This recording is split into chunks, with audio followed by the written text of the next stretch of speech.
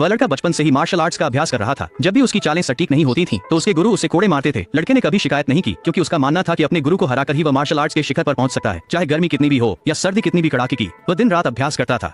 10 साल की कड़ी मेहनत के बाद लड़के को गुरु को चुनौती देने का मौका मिला। भीषण द्वंद्व हुआ, पर गुरु की घातक तकनीकों के आगे वह पल भर में हार गया। हार याद रहे, इसलिए गुरु ने उसके चेहरे पर एक निशान बना दिया। वह निशान उसकी खामोश शर्मिंदगी बन गया। 10 साल और बीते और वह एक शक्तिशाली युवक बन गया।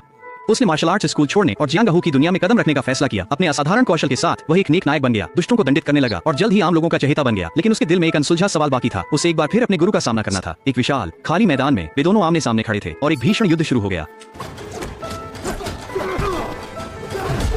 वह युवक अब पहले जैसा नहीं था। उसकी आंखों में परिपक्वता और आत्मविश्वास था और हर चाल में अपार शक्ति। भीषण मुकाबले में गुरु कमजोर होकर गिर पड़े। उस पल युवक का पुराना बोझ उतर गया। उसने गुरु को हराकर खुद पर विजय पाली थी।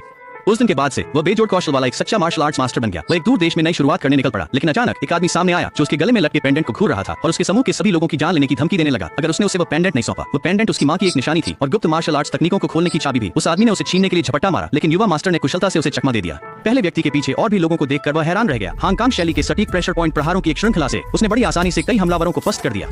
फिर बॉस 10 मीटर लंबी तलवार लहराते हुए आगे बढ़ा। एक जोरदार धमाके के साथ उसने उसे सीधे युवा मास्टर की ओर दे मारा, लेकिन उस वार से गलती से लिफ्ट का ब्रेक वाल्व टूट गया, जिससे ट्राम सड़क पर बेकाबू होकर दौड़ने लगी। सर अफरा तफरी देख युवा मालिक ने ऊंची छलांग लगाई और छतों दीवारों पर दौड़ते हुए एन वक्त पर केबिन में कूदकर गाड़ी संभाली और बड़ा हादसा टाल दिया।